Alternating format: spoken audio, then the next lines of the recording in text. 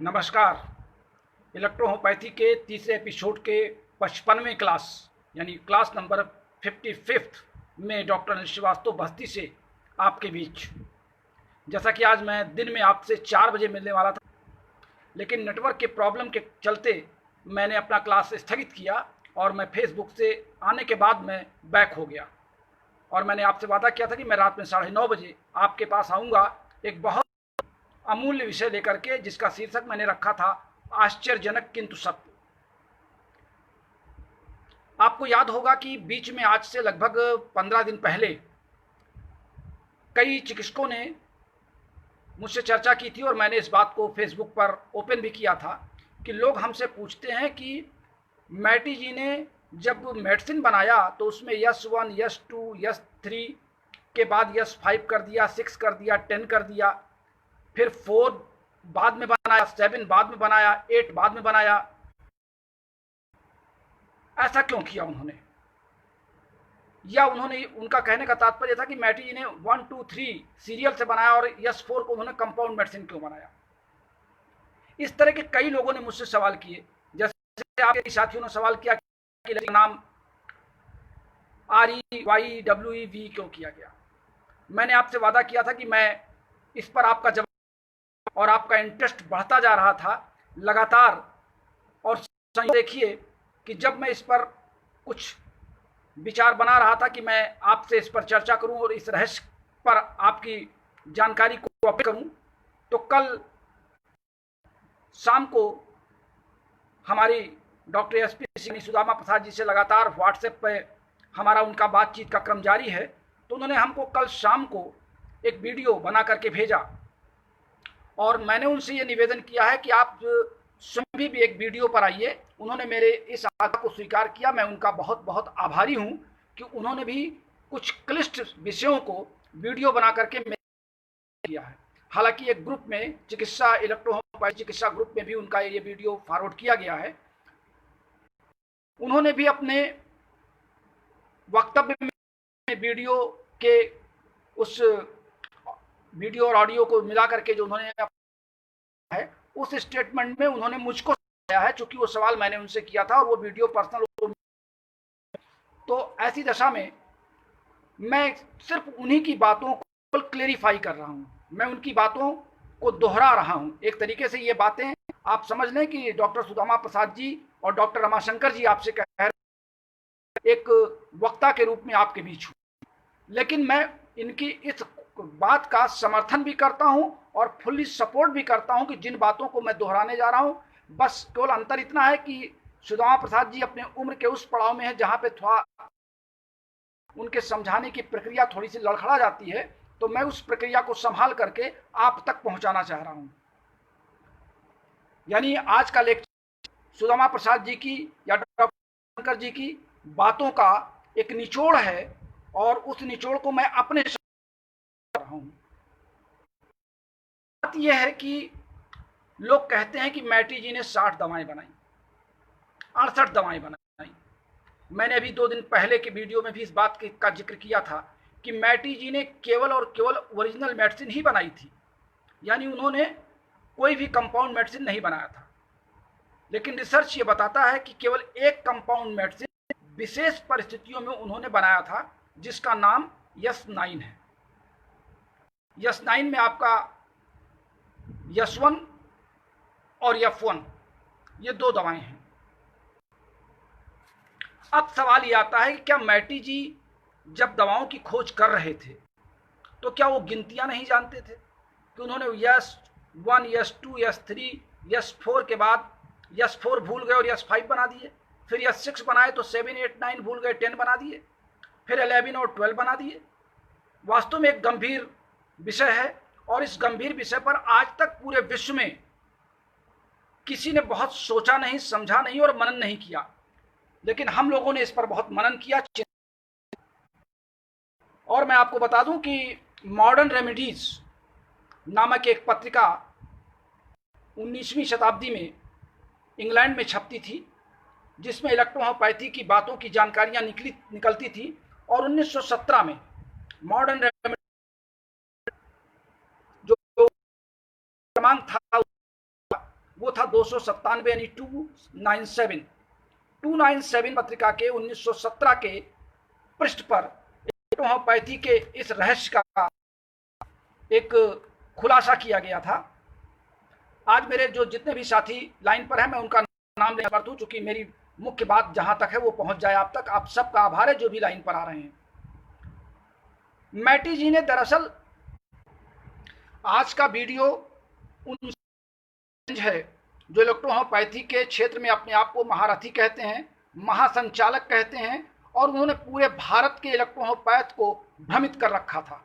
और बार बार तमाम किताबों ने भी ये बताया कि मैटी जी ने 60 दवाएं बनाई, 68 दवाएं बनाई, जबकि मैटी जी की ओरिजिनल मैट्रिया मेडिका जो 1887 में उन्होंने केवल एक बुक लिखी थी। मैटी जी ने फार्मेसी की किताब नहीं लिखी, उन्होंने फार्माकोलॉजी नहीं लिखी, केवल एक मैट्रिया मेडिका लिखी थी जो 1887 में केवल बुक ही उन्होंने लिखी थी। बाद में उस बुक को उनके शिष्य थियोडोर क्रास और फादर मूलर दोनों के लिए एक खजाना मिल गया मैटी जी के मृत्यु के बाद, और उन्होंने मैटी जी की खोज को तोड़ मरोड़ करके यस9 का सहारा लेकर के अनेक कंपाउंड मेडिसिन को बनाया, और अपने नाम को बताने के लिए कि इलेक्ट्रोहोम्योपैथी में फादर मूलर या थियोडोर क्रास, उन्होंने अपने नाम को आगे बढ़ाने के लिए मैटी जी की मूल भावना को तोड़ मरोड़ के पेश किया। मैंने एक बार, आपको याद होगा, मैंने इशारा किया था कि लोग कहते हैं मैटी ने ये लिखा, मैटी ने लिखा। मैटी जी ने ऐसा कुछ नहीं लिखा था। भारत में जितनी किताबें मैटी के नाम से दिखाई पड़ती हैं वो थियोडोर क्रास और फादर मूलर की कहानियों की उत्पत्ति है, और उसी कहानियों को लेकर के आज पूरा विश्व चल रहा है। मैटी जी ने केवल और केवल 37 औषधियाँ बनाई थी। बाद में उसमें APP जोड़ करके लोगों ने उसको 38 कहना शुरू कर दिया।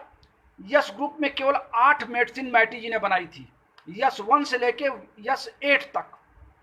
और इस 8 तक की कहानी हम आपको बताएं कि मैटी जी ने जिस मेडिसिन को उन्होंने, जो आज आप जिसे आप यस11 कहते हैं और जिसे आप यस12 कहते हैं, दरअसल वास्तव में यस11 मैटी जी के किताब में यस4 पर अंकित है, और यस11 किताब पर अंकित है, और यस10 जिसे आप हैं वो मैटी जी की किताब में यस8 पर अंकित है। यानी कुल मिलाकर के यस1 से लेके यस8 तक की दवाओं का जो क्रमांक है। और इसके बाद जब जापान में एक विशेष महामारी फैली और वहाँ पे मैटी जी ने जब मैटी जी वहाँ पर गए जापान में, तो उनको लगा कि हमको यस ग्रुप के साथ कोई और मेडिसिन मिला करके दें तो देखें इसका परिणाम क्या आता है। तो उन्होंने यस1 के साथ जब यस4 मिलाया तो उनको बड़ा अच्छा परिणाम मिला, उससे तमाम लाभ भी हुए। तो उनको लगा कि मैं जापान में आया हूं, तो उन्होंने GRPO जो उसका नाम दिया वो यस-जी नाम करके दिया, और एक मेडिसिन उन्होंने यस8 के बाद यस9 बना दिया। और चूंकि वो कंपाउंड बना चुके थे, उसी कंपाउंड को यस9 का सहारा लेते हुए फादर मूलर और थियोडोर क्रास ने अनेक कंपाउंड जो अपने द्वारा उन्होंने फार्मूले बनाए थे रोगियों को देने के बाद या अपने निजी अनुभव से, उसमें उन्होंने उसको जोड़ दिया कि, और यस4 को उठा करके उन्होंने कर दिया यस11 पर, और यस7 को उठा करके कर दिया यस12 पर। अब आप कहेंगे कि इसका प्रमाण क्या है? इसका प्रमाण श्यामा प्रसाद जी ने स्पष्ट किया है उस लिटरेचर को, कि उस 1917 की मॉडर्न रेमेडीज में स्पष्ट है कि मैराइना यानी यस12 ये यस7 सैक्रोफ्लोसो ग्रुप की मेडिसिन है, और यस7 मैटी की किताब में मैराइना लिखा हुआ है यस7 पर। तो इससे स्पष्ट है, इससे ये कि मैटी जी की कहानी को, यस ग्रुप को लोगों ने तोड़ करके पेश किया, और यही कारण है कि कंपाउंड मेडिसिन को भी लोग अपनी किताबों में छापते चले गए। जबकि मैटी जी की मूल पुस्तक में यस1, यस2, यस3, यस4, यस5, यस6, यानी यस4 क्या है जिसको आप आज यस11, और यस7 क्या है जिसको आप आज यस12 कहते हैं, और मैटी जी का जो यस10 आप कहते हैं वो वास्तव में यस8 है। और यस8 के बाद उन्होंने एक कंपाउंड मेडिसिन अपने द्वारा केवल यस9 बनाया था विशेष परिस्थितियों में, उसके बाद उन्होंने कोई कंपाउंड मेडिसिन नहीं बनाया था। इसीलिए 37 और प्लस जी मिला करके 38 हो जाता था। इसी तरीके से सी ग्रुप में कैसे तोड़ा गया, सुदामा प्रसाद जी ने बड़ा अच्छा एक संकेत दिया कि अगर आपको इस कमजोरी को पकड़ना हो तो आप दिमाग लगाएं कि C8 को आप टच करें। C8 में लिखा हुआ है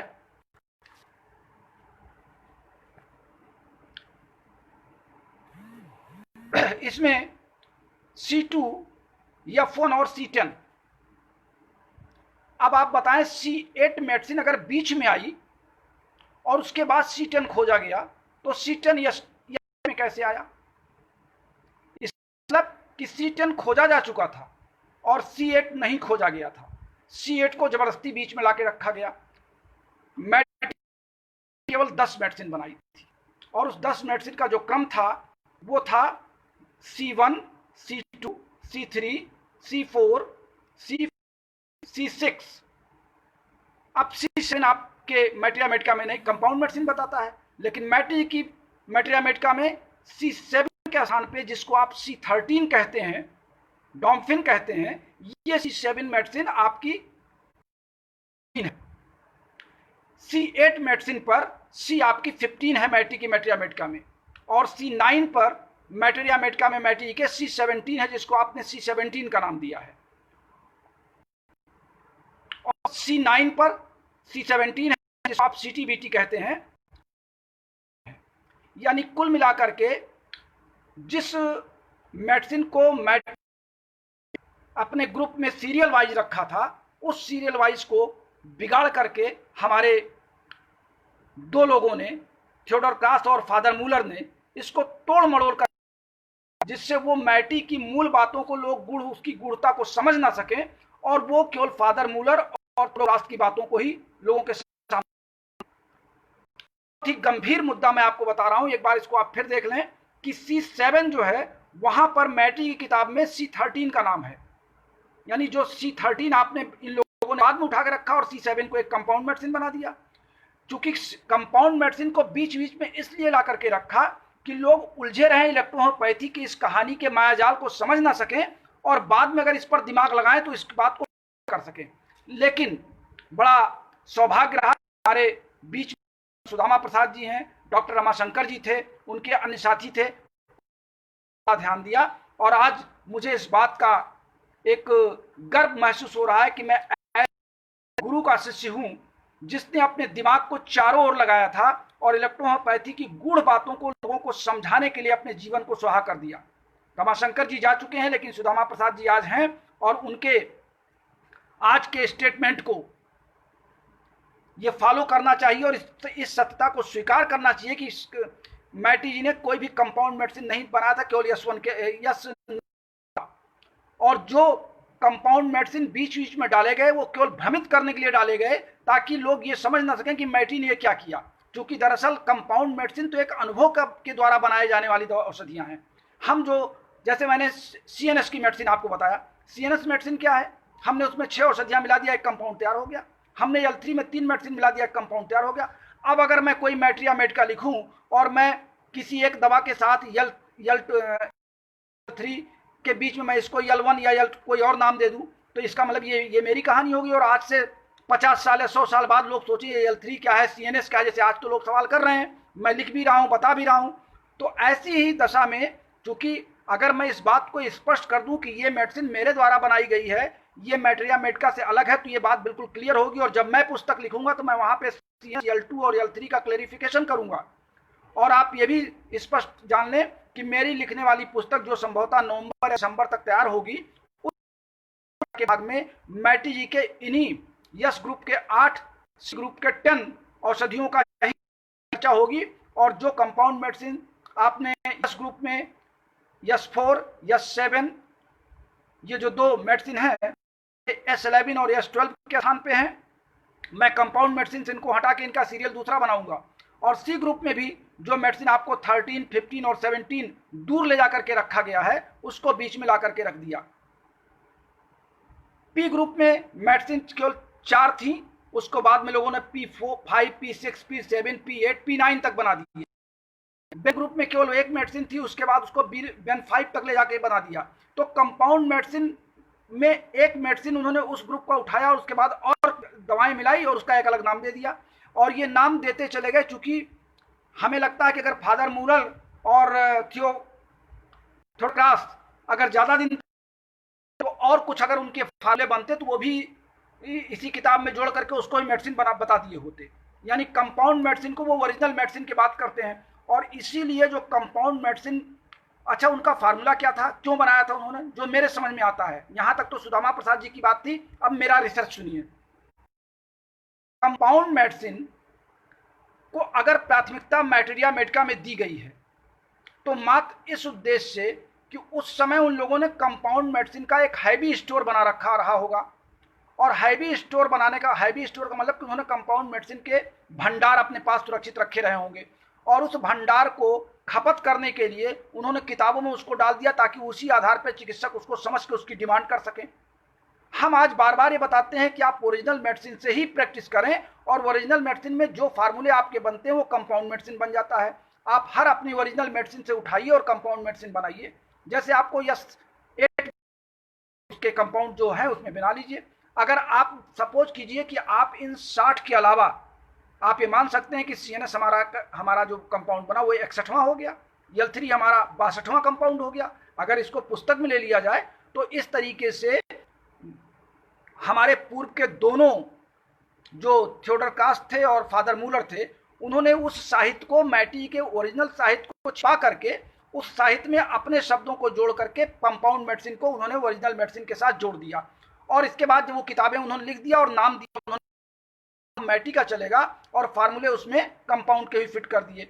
वही कंपाउंड मेडिसिन यानी कई मेडिसिन को मिला करके बनाई जाने वाली मेडिसिन को कंपाउंड या कॉम्प्लेक्स मेडिसिन कहा गया, और उस आधार पे भारत में छपने वाली किताबें लगातार पिछले 100 वर्षों से 150 वर्षों से वही छाप रही हैं।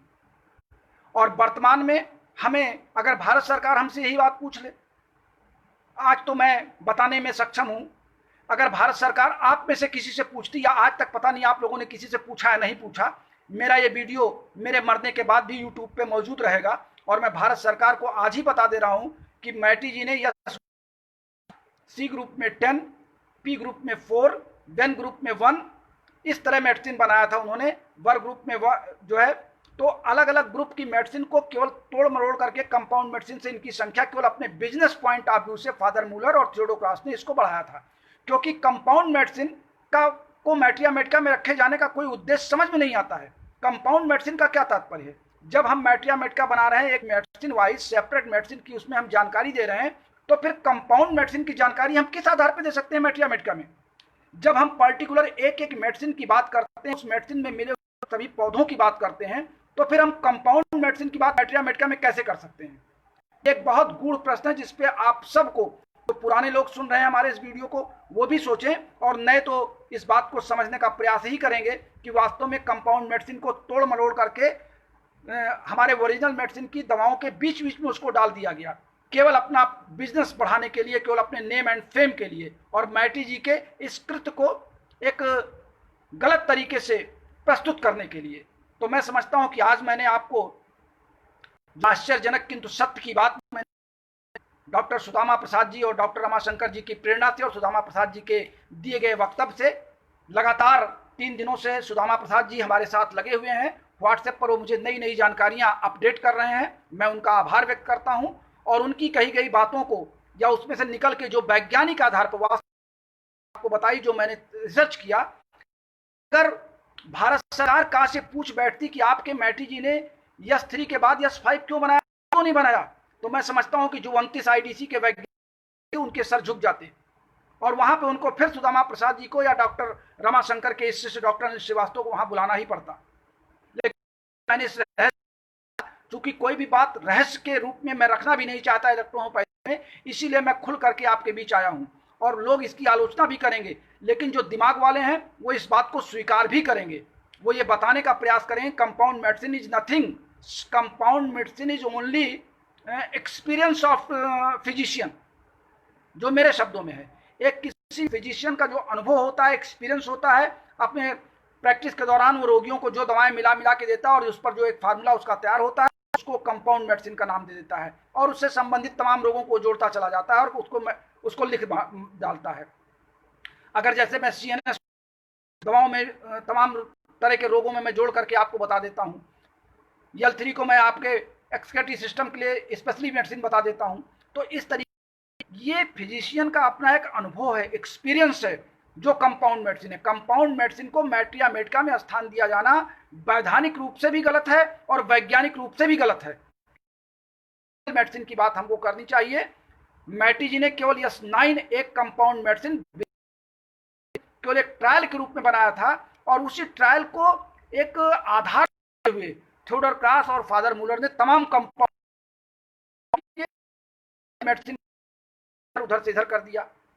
भाई क्यों आपने S11 S12 को S10 S4 और S8 बाकी था, तो S11 12 दूर क्यों चला गया? इसका जवाब क्या है? C7 बीच में छूटा हुआ था, C9 बीच में छूटा हुआ था, C8 छूटा हुआ था, तो फिर C15 C17 C13 कैसे बन गया जब बीच के गैप थे? तो शायद चूंकि उन्होंने नाम नहीं बदला था, नाम वही दिया था, इस नाते ये बात हम लोगों ने कैच किया, हम लोगों ने पकड़ा, और सैद्धांतिक रूप से इस बात को हम स्वीकार भी करें और करना भी चाहिए। ये इलेक्ट्रोहोम्योपैथी के फ्यूचर की बात है, इतिहास और हिस्ट्री की बात है। अगर लोग इसको स्वीकार नहीं करते हैं तो ये इलेक्ट्रोहोम्योपैथी का दुर्भाग्य है कि हम असली बातों को जानने से जानबूझ के हम अपने आप को बैक करते हैं, केवल इसलिए कि नहीं मेरी किताब में ये बात लिखी जाए, अपने आप को पीछे कैसे हटाऊं। जैसे मैंने देखा कि कई लोगों के किताब, कल मुझे एक झारखंड की एक लेखक की किताब मुझे मिली, एक फार्माकोपिया मुझे मिली, मैंने दोनों को बहुत किया, और जब मैं बीच बीच में उनके फार्मूलों को देखता गया तो मुझे लगा कि वास्तव में लोग अभी अपनी जो किताबें लिख रहे हैं उसमें भ्रम से वो अपने आप को भी नहीं हटा पाए हैं, और जिनको वो अपनी किताबें पढ़ाना चाहते हैं वो भी भ्रमित किए जा रहे हैं। अभी किताबों में वो बातें नहीं आ पा रही हैं जो इलेक्ट्रोहोम्योपैथी के दृष्टिकोण से, वैज्ञानिक दृष्टिकोण से हमको आगे आने वाले न्यू कॉमर्स को परोसनी चाहिए। हमारा भोजन जिस रूप में बनना चाहिए, जिस क्वालिटी का बनना चाहिए, वो क्वालिटी हम लोगों को अभी परोस नहीं पा रहे हैं। हम पीछे की बनी बनाई जो एक लकीर के फकीर की पद्धति है, लिख करके इनकी किताब से 4 शब्द लिया, उनकी किताब से 4 शब्द लिया, और एक लाइन 2 लाइन ऊपर लिया, 3 लाइन नीचे लिया, और एक किताब बना करके अपने नए मैंड से मैंने उस किताब को छाप दिया। लोग अभी यही आगे उनके करने की मंशा भी है, केवल और केवल अपने इंस्टीट्यूशन को चलाने के लिए अपनी मेडिसिन को बेचते, मेडिसिन या पेटेंट मेडिसिन बना लेते हैं, और ओरिजिनल मेडिसिन की मूल बातों को वो स्पष्ट नहीं कर पाते, उसका एक्सप्लेनेशन नहीं दे पाते हैं। हमने एक पुस्तक में देखा कि उन्होंने भारतीय पौधों के चित्र प्रकाशित किए, बल्कि भारतीय पौधे ही नहीं है, उसमें विदेशी पौधे कुल 93 प्लांट हैं। अब इलेक्ट्रोहोम्योपैथी में 115 पौधों में केवल 93 पौधों के चित्र छाप करके वो क्या साबित करना चाहते हैं? अन्य पौधों के चित्र भी अगर कहीं लिखने का शौक इतना अच्छा था और उनके पास सोर्स इतने अच्छे थे, तो उन्होंने बाकी पौधों के चित्र क्यों नहीं प्राप्त किए? अगर चित्र ही देना था या उसके बारे में बताना ही था, जैसे मैंने आपको 115 पौधों की फैमिली बताई, उनका डिस्क्रिप्शन बताया, उनकी मेडिसिनल वैल्यू बताई, इसी तरीके से जो लोग किताबें लिखने का शौक जिनको है, उन लोगों को कोई भी बातें छोड़ना नहीं चाहिए। मेरा उनसे अनुरोध है कि आपने 93 प्लांट के फोटोग्राफ, लेकिन आप 115 पौधों तक आपको जाना चाहिए था। आप ये एक लाइन लिख दें कि हमने अपने सोर्सों से, भारत में जो हमारे पास सोर्स उपलब्ध थे, मैंने उसके आधार पर ये पुस्तक छाप दिया, तो मानने के लिए इलेक्ट्रोहोम्योपैथी का पढ़ा लिखा समाज स्वीकार नहीं करेगा। या तो आप ये स्वीकार करें कि भारत में पाए जाने वाले पौधों के हम सब्स्टिट्यूट उसमें इस्तेमाल करेंगे, और या तो फिर ये आप स्वीकार करें कि नहीं, हम 115 पौधों पर, चाहे वो बाहर से मिलते हो चाहे भारत में मिलते हैं, हम उनको मिला करके मेडिसिन बनाएंगे। तो ये बात समझ में आती है, किसी एक सिद्धांत पर, किसी एक बात पर तो आप कायम रहें। हर प्रकार की किताबों में तरह तरह के फार्मूले, तरह तरह की सिद्धांत से हमारे चिकित्सक भ्रमित हैं। हमारे महिला चिकित्सक हैं, उन्होंने हमको आज दिन में फ़ोन किया, नाम लेना ठीक नहीं है किसी चिकित्सक का। उन्होंने इस बात को कहा कि सर, मैं 3 वर्षों से प्रैक्टिस कर रही हूँ और मैंने एक निश्चित संस्था की दवाएं मंगाया और एक निश्चित संस्था की किताबें लिया, और मैं उसके टेम्परामेंट में और डाइल्यूशन में मुझे 3 साल से कुछ समझ में नहीं आया। आपने इस बात को क्लियर किया कि टेम्परामेंट और डाइल्यूशन के चक्कर छोड़ दीजिए। मैटी जी ने भी टेम्परामेंट और डाइल्यूशन कहीं नहीं दिया था। उनकी जो ओरिजिनल मैटेरिया मेडिका है, सुदामा प्रसाद जी ने अपने वीडियो में इस बात को कहा है कि बहुत जल्द वो उस मैटेरिया मेडिका को सबके सामने लाएंगे। तो है कि आप अगर अपनी स्पेशलिटी तो आपकी इस बात में है, जैसे मैं आपको, मुझे इस बात का गर्व नहीं है, ना मुझे अहंकार है कि मेरे क्लास को आप बहुत लोग लाइक कर रहे हैं, लेकिन मुझे इस बात की खुशी बहुत है कि अगर मैंने 36 वर्षों बाद इलेक्ट्रोहोम्योपैथी के बारे में आपसे बातचीत करने का क्रम जारी किया, तो मेरे जितने प्रशंसक बने वो मेरे इस इलेक्ट्रोहोम्योपैथी के बारे में जो मैं स्टेटमेंट दे रहा हूँ वो उसके कारण बने। और हमारे तमाम पुराने साथी, कल मुझे बड़ा आश्चर्य हुआ, एक 90 वर्ष के बहुत बुजुर्ग साथी समस्तीपुर बिहार से मुझे फ़ोन किए। उन्होंने मुझे आशीर्वाद दिया कि मैं ईश्वर आपको दीर्घायु करे और आप जो भी बता रहे हैं वो आज तक किसी ने नहीं बताया और मुझे बहुत अच्छा लगा। मैंने इलेक्ट्रोहोम्योपैथी में बहुत समय बिताया लेकिन वास्तव में मैं बहुत उलझा रहा। एक बहुत बुजुर्ग लगभग 80 साल के हैं, जौनपुर के, उड़ीसा से हैं, एक नाग, ये सब जो 50 साल 60 साल के ऊपर हैं, रिटायर्ड लोग हैं। कई, एक मुझे उनका नाम याद नहीं आ रहा, कल एक एग्रीकल्चर इंस्टीट्यूट के डायरेक्टर थे और वो रिटायर हुए हैं और रिटायरमेंट के बाद जो एग्रीकल्चर पढ़े थे उनका इलेक्ट्रोहोम्योपैथी में इंटरेस्ट था। तो उन्होंने जब मेरे स्टेटमेंट को सुना तो उन्होंने कहा कि डॉक्टर साहब जो बातें आप बता रहे हैं इलेक्ट्रोहोम्योपैथी के बारे में, ये सारे गुण रहस्य अब तक छिपे क्यों थे? और वास्तव में जब तक इन बातों को नहीं जाना जाएगा होम्योपैथी का चिकित्सक प्रैक्टिस सही ढंग से नहीं कर पाएगा। वो किताबों के जाल में, लोगों के माया जाल में, भ्रम में, डायल्यूशन में, टेम्परामेंट में उलझा रहेगा। टेम्परामेंट की बात जो लोग करते हैं, मैंने एक 4 किताबों का अध्ययन किया, मैं भी टेम्परामेंट को समझने का प्रयास करूं तो मैंने देखा कि 38 में से 22 तक तो लोगों ने टेम्परामेंट की चर्चा की और 22 के बाद की औषधियों को कोई टेम्परामेंट नहीं बताया। अब उनको हम किस टेम्परामेंट में मान लें? अभी वो कहेंगे इसको न्यूट्रल टेम्परामेंट मान लीजिए। डायल्यूशन की बात करते हैं, किसी एक ही रोग में वो 5 तरीके के फार्मूले बताते हैं और 5 तरह के डायल्यूशन बताते हैं। चिकित्सक किस सिद्धांत को माने, वो तो पागल हो जाएगा। आपके एक रोग पर आपके 5 फार्मूले, एक रोग पर आपके 10 फार्मूले, आपके 10 डायल्यूशन देने के तरीके। तो ये तो एक अजीब सा इतिहास है कि फार्मूले बताएं। आप लिखते हैं या, अथवा या, अथवा या, क्या मतलब है आपका अथवा या, अथवा या? अरे बताइए ना कि आपको इस रोग पर ये दवाएं देनी है, इस ड्रॉप में देनी है, इस पोटेंसी में देनी है, जिसको आप पोटेंसी कह लेते हैं, D3 में देना है कि D2 में देना है कि आपका D4 में देना है या आप D10 में दे रहे हैं, जो भी आप मानते हो। लेकिन किसी एक सटीक फार्मूले पे आप स्थिर तो रहें। आप ऊपर रोग लिख, नीचे 4 लाइन में उसकी व्याख्या लिख, और जब दवाओं का क्रम आता है तो वो नीचे आ बा सा दा करके 5 6 फार्मूले लिखना शुरू कर देते हैं। अरे भाई, एक चिकित्सक को आप चिकित्सक बनाने के लिए, प्रैक्टिस करने के लिए दे रहे हैं। जब आप अथवा लिखेंगे तो लिखिए कि आप अथवा में लिखना क्या चाहते हैं, कि ये फार्मूला हम कब इस्तेमाल करें और ये फार्मूला कब इस्तेमाल करें, या नंबर 3 का फार्मूला कब इस्तेमाल करें। आप ये नहीं लिखते हैं, आप लिख देते हैं रोग और इसके बाद आ बा सा करके आप 4 फार्मूले उस रोग के बता देते हैं। तो ये किस तरीके की किताबें, किस तरीके का माया जाल, किस तरीके का भ्रम जाल आप फैलाते हैं। आप केवल मोटी मोटी किताबों को पृष्ठ करके उसका पैसा बना देते हैं और उसको बेचने का तरीका अपना देते हैं और अपने संस्थाओं को खोल करके अपने ही विद्यार्थियों को मिसगाइड करते हैं, दिग्भ्रमित कर देते हैं, क्योंकि ना खुद आपको समझा पा रहे हैं और ना सामने वाला समझ पा रहा है। किसी एक फार्मूले पे स्थिर रहिए, किसी एक मेडिसिन पे स्थिर रहिए, किसी एक सिद्धांत पे स्थिर रहिए, तब तो इलेक्ट्रोहोम्योपैथिक कल्याण होगा। आप खुद भी भ्रमित हैं और दूसरे को भी भ्रमित कर रहे हैं। ये प्रतीक है कि भारत सरकार के पास आप जा रहे हैं इलेक्ट्रोहोम्योपैथी की मान्यता लेने। मैं समझता हूं कि आज के आश्चर्यजनक किंतु सत्य में मैंने कंपाउंड रहस्य को आपके सामने खोल के रख दिया, और जब तक YouTube पर हमारा ये प्रसारण है, बना रहेगा, तब तक ये बातें भी बनी रहेंगी। और इतिहास के रूप में अगर इसके बाद लोग आते हैं, कहते हैं कि मैंने ये बात बताई या वो किताबों में लिख दें, तो अनिल श्रीवास्तव और सुदामा प्रसाद जी ने सबसे पहले आज 1 जुलाई को 2020 को इस रहस्य को खोल दिया है। इसके बाद अगर किसी किताब में मिलता है तो उसका श्रेय हम लोगों को ही जाना चाहिए, हम लोगों के दिमाग को ही लोगों को अपनाना चाहिए। इस बात के साथ मैं आप सबका आभारी हूं।